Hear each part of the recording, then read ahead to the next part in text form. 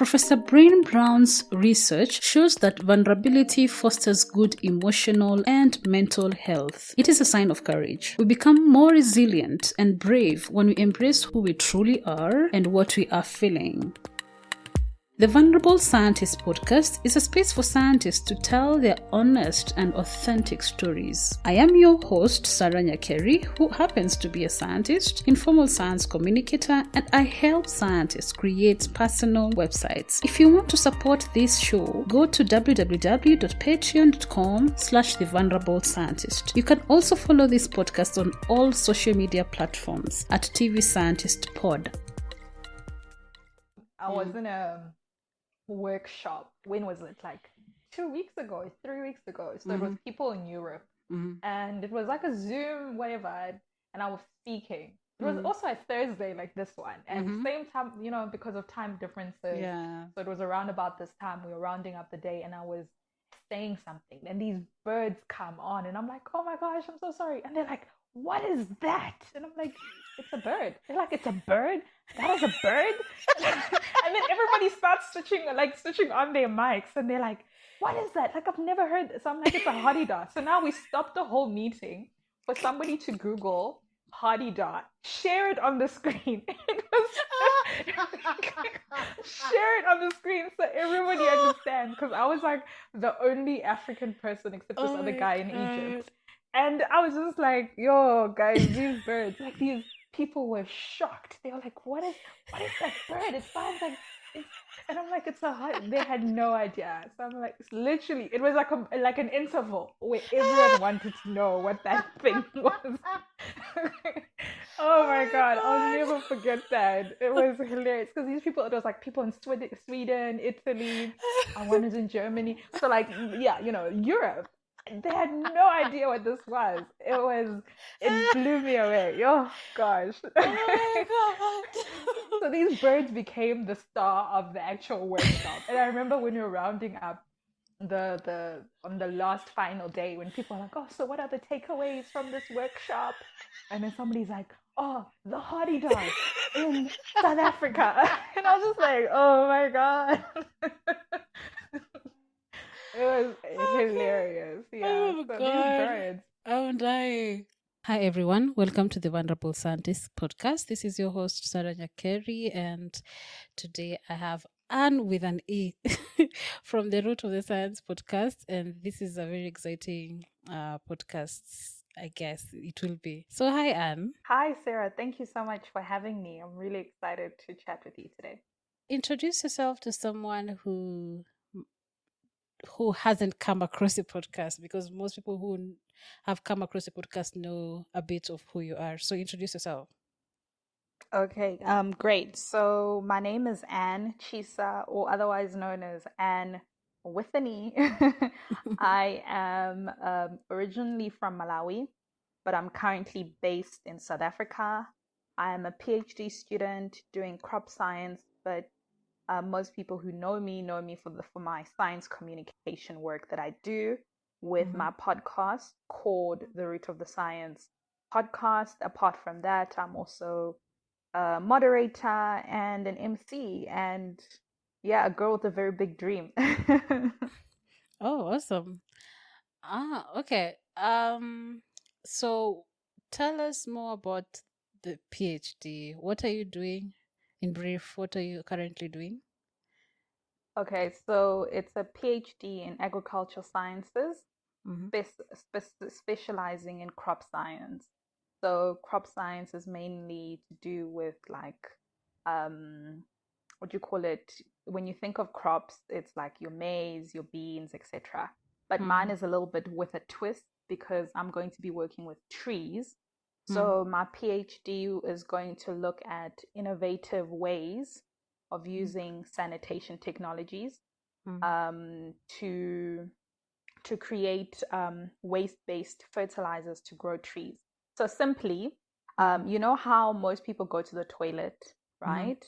And you poo or you wee, and you flush your toilet, and then it gets to go into a sewer and it's gone, and you never have to think about it. Yeah. So you think that's normal, but in fact it's not. Many people do not actually have access to what would like to term adequate sanitation. Most Mm-hmm. people, particularly in Africa, Mm. use, pit latrines or other, manual sources of of sanitation, and it's a very big problem. Mm. So there's these different types of sanitation technologies, which are Mm. basically toilets that are able to separate, that are portable, sort Mm. of, Yeah. like your portable toilets that you have when you go to like a festival or something. So Mm-hmm. those toilets are able to separate your urine and your poo, and with that we can collect it and go through a lot of chemical processes, and you're able to make fertilizers. So in the Mm. past, yeah, because the urine, for example, urine has got a lot of nitrogen, Mm. because it comes from urea. Mm. People who are familiar, which is an ingredient for nitrogen fertilizers, and also just the food that we eat has actually in our poo, the solid, it's got available organic matter, which is actually essential for, what do you call it, growing um, plants. So in the past, research has actually occurred where they're able to grow like maize, like what I said earlier, maize and vegetables successfully. So Mm-hmm. now, because of the reforestation crisis that's actually currently happening, or deforestation rather, Yeah. crisis that's currently happening, Mm. we're looking at ways to to to reforestate trees. So that's the whole notion of the project that I'm part of. So we're trying to see if we can take the same principles of growing, um, of using these fertilizers that were successfully used to grow vegetable crops or other types of crops, to Mm. grow indigenous fruit trees. Well, not, Mm-hmm. okay, well, indigenous trees rather. And Mm. these trees have multiple purposes, be it fruit, be it economic value, and all of that stuff, so that it can actually help the communities where this is from. So it's sort of like a cycle. It creates like a loop where the waste is transformed and then it's used back in the communities, and then the people in the communities can suffer economically and as well as the environment. So I hope that Mm. makes sense in terms of what I'm trying to do. Sorry. The you mentioned the poop. Different ways Yes. people. What do you mean by manual ways? What are the manual ways that people? I've never come across the manual ways of.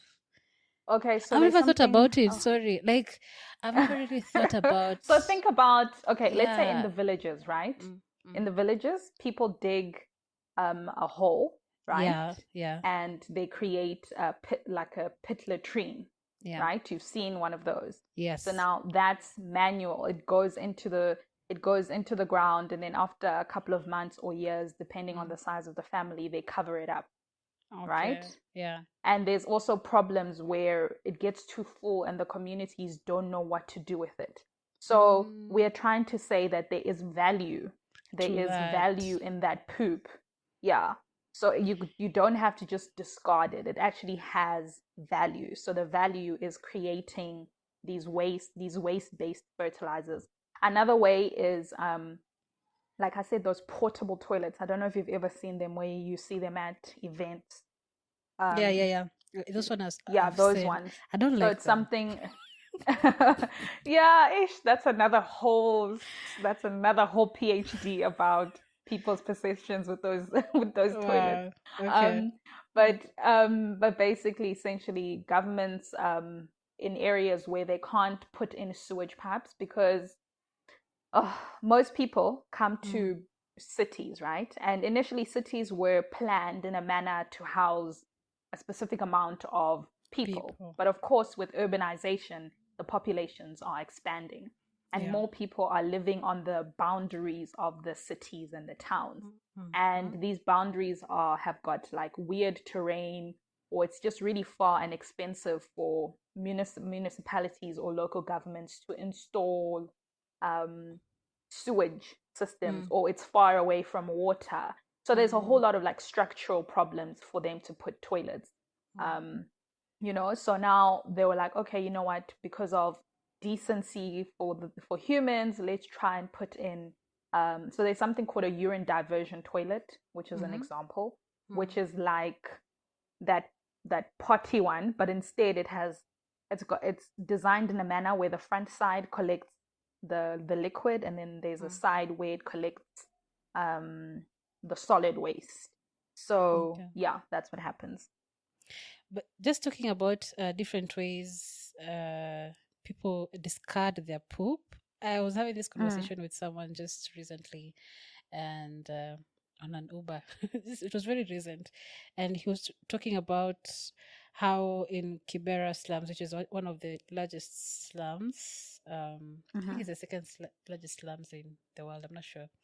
In Kenya, you find that people poop on a polythene thing or just somewhere, because these days there's no much polythene bags lying around because of the Mm-hmm. ban, but they go on a certain portable thing, then they throw it just across the slum. So you can be walking. So always people are always ducking. So you can be walking Oh and my just be God. beaten. And the what are they called? The roofs are full of poop. So the place is Oh, smelling oh, like I should read up about that. That's so wild. Oh my yeah. God. I ever Yeah, and heard that's of what's it. Sorry. Uh-huh. Mhm. No, no, no, I wanted to say that, we take for granted Yeah. the sanitation that we have, that the flushing toilets. Because Yeah. I also heard of a case study in India where Mm. in some of the slums there's a lot of open defecation. I don't know what the English word is. Defecation. I don't know if it's desiccation or defecation, or where people Defecation. just also, Yeah. yeah, that one, Yeah. where people do just go out and they're just poop out in the open. So, and I think even when in some of my readings that I've been going through, that like about, just more than half the world's population do not have access to adequate sanitation. Mm. So that says a lot, that the mere fact that you are able to flush your toilet and have water and just let it disappear and not think about where it goes, and Yeah. like you said, not have to duck or think Yeah. about that, oh my goodness, I have to keep an eye out in case somebody throws Yeah. feces at me. Imagine going to work Yo. and anyway, it's something I had had been told, but I think it just escaped my mind. It looked like a fairy story, like uh it's maybe once in a while, maybe some parts. But when I was just from the lab and I just needed to get air, and I wanted to go near. I didn't know where it was, and he was like, "It's not safe right now." Then he started telling me those stories, and I was like, "Wow, wow." Mm. Anyway, so does sorry, someone might be asking, does the Mm-hmm. food content of what someone has eaten matter when it comes to fertilization? Have you known yet, like as In a terms potential of fertilization? like, as in how much fertilizer one Uh, person's food makes, quality, or one person's quality, poops make? quality of the fertilizer, depending Oh, on what yes, of kind of course, it foods it's. Yeah. differs. Mm-hmm. Yes, it definitely differs. There was something where they were kind of comparing that, where, oh, I don't know how to say this without it sounding terrible. But there was an area where we're working in. It's called Durban in South Africa. So it's a Mm-hmm. population filled with the Indian population. So Mm-hmm. when they were when they were looking at the stuff that comes out of when they were treating the waste, for example, they Mm-hmm. were saying that in this specific area, there's a lot of fat, like oil content, for example. Like you can see, because Mm-hmm. people like to cook curries and they use a lot of Mm-hmm. oil and all of that stuff. So you can actually see when it undergoes that treatment. As, Mm-hmm. for example, if you were looking at a village, they'll be eating more organic, more fibrous types of food. So Mm-hmm. definitely you are going to find different levels in the fertilizer quality. I think you would obviously expect that. Mm-hmm. However, I will state categorically that I haven't done any Yeah, tests, yeah, but I'm sure there's yeah, somebody who's done it, and it would be quite interesting to compare and contrast yeah. the nutritional content of it. Um, so yeah. Um, Also, since we are talking about poop, and Mm, I don't know, poop comes with different kinds of potential parasite. hazardous things. So, Yeah, yeah. can you tell more about that? Like, is that should someone worry? Well, I want to say no because it undergoes through so much process. It's not like you take your poop and then Mm, we put it on fertilizers. mm, It undergoes a lot of health what do you call it? Safety precautions, and also, for example, the solid stuff is incinerated. So at mm, very high temperatures, to mm, create, if they are creating, let's say, for example, pellet, right? mm, So it mm, gets reformed. It's not, you're not going to see poop. You wouldn't probably even mm. know until, You're until you told. use it. Yeah. Mm, And yeah. like I said, there are people who work specifically on Mm. testing it for those things because there are health Okay. concerns. All right. But in terms of it going into the food, Mm, for trees, mm, it's way safer, if I can mm, say that, because with trees you don't eat the leaves, because we put it in the mm. ground and then it goes into the ground and then you eat the fruits. So the tree Yeah. grows and you'd eat the fruit. Or you don't even eat it at all. You make brooms, you make discs from the Mm, wood and all of that stuff. Or you have medicinal, you use medicine from the leaves. So you are not necessarily um, eating it. So there's also different types of trees. There's ornamental trees, which are just basically for decoration and for mm, these types of things. So in mm, terms of the health part, maybe it's because I've been doing this for a long time. mm, So I get the shock value. Yeah, there is that level of shock, like, oh mm, no, I'll poo. But you must also remember that our ancestors and our great grandmothers, for example, when mm, I speak to people, farmers specifically mm, in the rural areas, they'll tell mm, you that we've been doing this for ages. They've been using mm. animal manure. Oh So, yeah, and there yeah. was actually a study, it was actually quite interesting. There was a study where, in terms of the acceptance and perception of all of this stuff, Mm, where people in the more like urban areas were more mm, apprehensive to use it mm, than people in the mm, rural areas, which tells you mm. something clearly that, like, people with the indigenous knowledge know that this is not something new. It's us, Yeah. like, dare I say, new age, like, woke What? people, where we're like, oh no, this is terrible, but really it's not. It's really not. We're taking something that's already been done for so many years and we're trying to solve a problem, a sanitation Yeah. problem. So it's a win-win for everybody. By the way, do you know ICRAF? Yes, I'm familiar. Or where is your research based?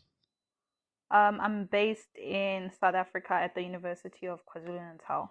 Or you're doing it inside the university, like you're not part of No, a it's research not group a outside. research. Okay. Yeah.